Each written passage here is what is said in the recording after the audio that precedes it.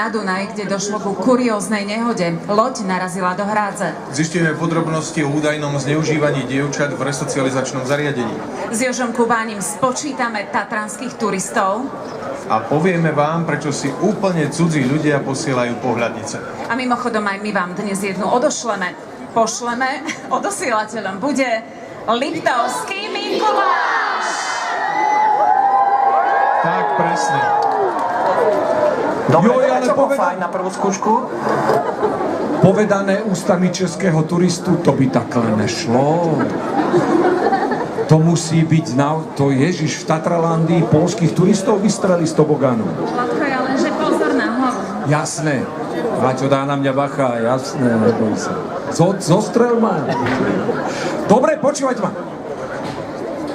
Ja nebudem v zábere, ja mávnem, hej? Když takhle mávnu, kričíme Liptovský Mikuláš. Nahlas skúška, hej, pozor, mávam teraz! Liptovský Mikuláš! Na skúšku, dobre, ešte raz hlasnejšie, aj vzadu. Teraz! Liptovský Mikuláš! Trošku lepšie, ale na ostrú to dajte úplne najlepšie. A keď pôjde kamera hore, mávajte, dobre, aby vás bolo vidno. Babička sa poteší. Uvidí vnuka aspoň v upútavke.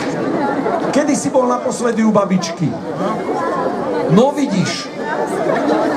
A ty? Ty už si mama, ty už nepotrebuješ. Ale mohla by si ju ísť pozrieť. Adi, poprosím ťa troška po pravej ruke krok.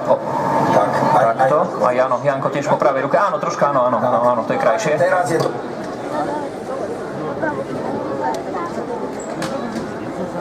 Dobre, dajme si ešte jednu skúšku.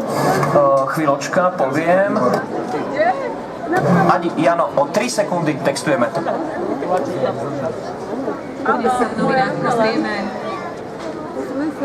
Ja to som nebol ja. Počkaj, štartnem ešte raz, Adi, pohoda. Takže o 3 sekundy textuješ, to je skúška. Dnes sa v novinách spolu pozrieme na Dunaj, kde došlo ku kurióznej nehode. Loď narazila do hrádze. Zistíme podrobnosti